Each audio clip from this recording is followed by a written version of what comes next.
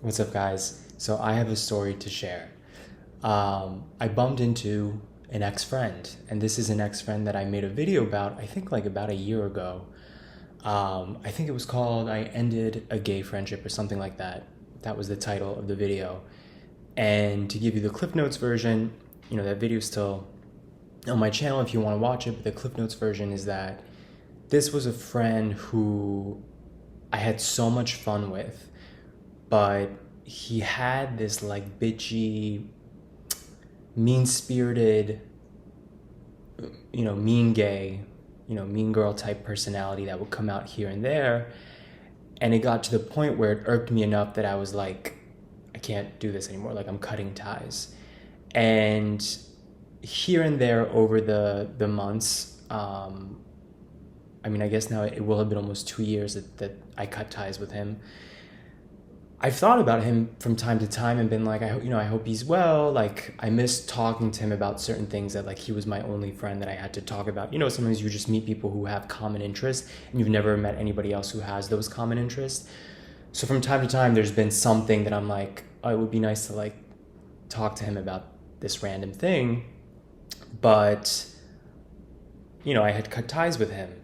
And when you cut ties with somebody, you do it for a reason, right? Like, at least in my case, I don't frivolously do that. Like when I cut somebody out of my life, it's always like they really, really, wronged me in my mind. Like they really rubbed me the wrong way as a friend, or it was, in his case, it was a continual pattern where I was just like, I don't think this is the kind of friend I want to have at this stage in my life anymore.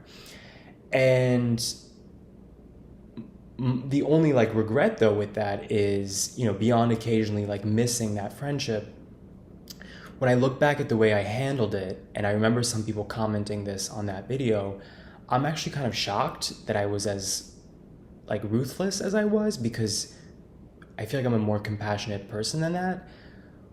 But basically I ghosted him. Like I had unfollowed him on social media, and then he realized that. He reached out. This was again like almost 2 years ago. And I just didn't address it because I had also unfollowed like other people that I just kind of wanted to like, start fresh. I had just moved to Miami, and somebody else who I had cut ties with, who also noticed that I had unfollowed him on social media, had like accosted me, basically sending me very aggressive, condescending messages just because I unfollowed him on social media. So when this friend that this video is about, when he noticed as well, I think I just didn't want confrontation, so I just ignored it and like hoped it would go away, which looking back is so not like me and is so juvenile that I can't believe I did that. Especially considering like the hypocrisy of me not wanting to stay friends with somebody because I felt like they weren't a good friend to me. And then now here I am being like a shitty person to him. Anyway, then he had reached out again a week or so later, and that time I had been like, okay, I should tell him how I feel. And I had sent like a long, thoughtful response saying like, listen, you have all these great qualities and we've had all this fun together, but like, I think our paths are going in different directions.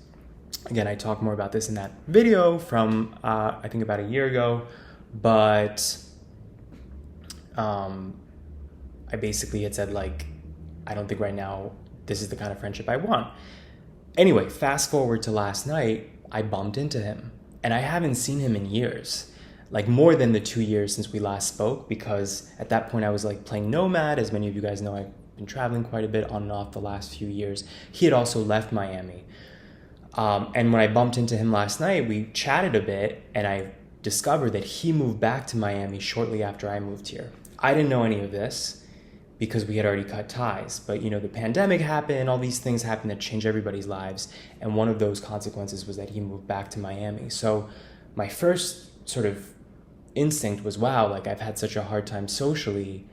He at that point was like kind of a good friend to like, he was not a good friend to me, but we were close, if that makes sense. Like he was closer, he was in like one of the smaller, if you think of friendships as like circles, right? You have your close-knit group, then like outer circle, then it's like acquaintances. He was, pretty close to the core group, I'd say second or third tier, but he was not a good friend to me, obviously, which is why I ended the friendship. Anyway, it was crazy to me to think like, wow, I moved here, have had such a hard time socially, especially because of like those first 6 months or year, I guess, because of COVID. And the whole time I had like a close-ish friend in the neighborhood that I had no idea was in the neighborhood because we weren't friends anymore. So that was my first reaction, like, wow, like, did I self-sabotage myself? And we kept talking, and it was a little awkward, right? Because it's like this person you cut ties with, but it was also nice to see him, and I think he felt the same way. You know, he could have just kept walking. He was there with a big group of friends, and he stopped, and we talked, and, you know, had a back and forth sort of like chit chat, like, what are you up to? How are things going? And I said, it's really nice to see you, and I meant it. And, you know, it's a bizarre thing, right? I suppose that must be what it's like also to see your ex, like, years later, that it's like things have sort of died down and you're not as like triggered anymore by certain things. And it's just nice to see somebody who's like a person from your past, like they knew a former you know, like he knew me.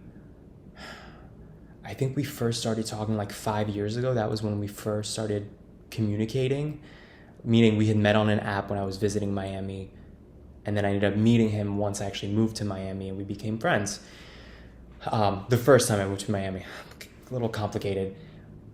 Point is, it was nice to see him, and I indicated that, and he said, yeah, me too, and then he went back to his friends, which, you know, they were waiting for him, and the irony was not lost on me that I was there by myself at this bar, and he's there with a whole group of people that he's befriended since he came back to Miami, and me just thinking like, like, you know, I cut ties with somebody who I felt like was not a good friend. And the irony that like, I'm the one who has like almost no friends in Miami and he's got a whole circle of friends. Like that was also a little bit of a dagger, you know?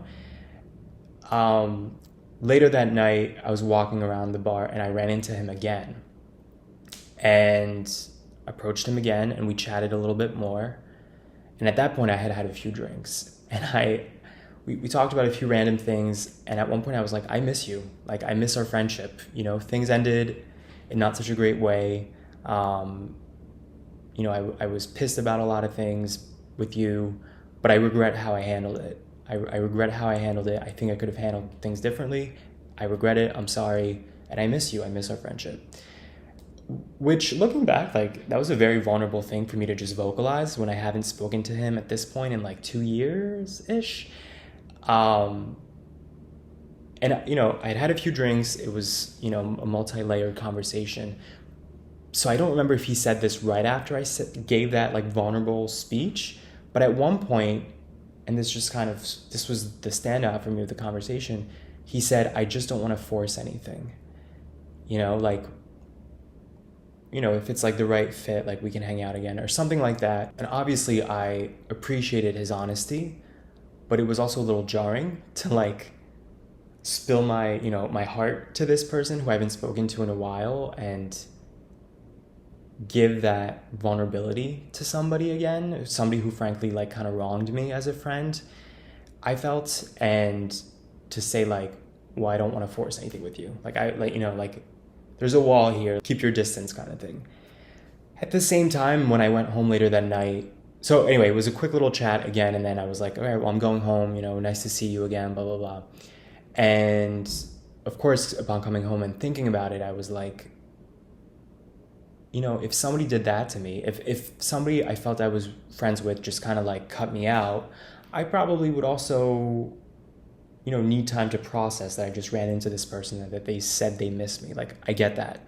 I guess I was just taken aback by somebody who you knew, somebody who was a part of your life, their way of responding to you saying, I miss you, for that to be like the thesis of my conversation with him, that his thesis was, you know, his synopsis was keep your distance. Like, that's how I interpreted it. And it's funny, I talked to my friend about it this morning. She was of the mindset that like, you have your instincts for a reason, you know, like you had ended a friendship. It's funny, it was very poignant. She said, you pointed out that he can be mean-spirited. Like, that's a horrible quality. Like, that's something that kids are taught not to be. So for you to like suddenly cave. You see this person in real life and you're like, oh, maybe I miss them, or like, trust your instincts. And this is something I think I've talked about before on this channel, that it's something I struggle with, setting boundaries versus being open-minded. There's friendships like that, or men, like romantically, that I've let go of because I was just so like annoyed, disgusted, hurt, whatever. And then time passes and you're like, oh, maybe I was too dramatic, maybe I was too sensitive.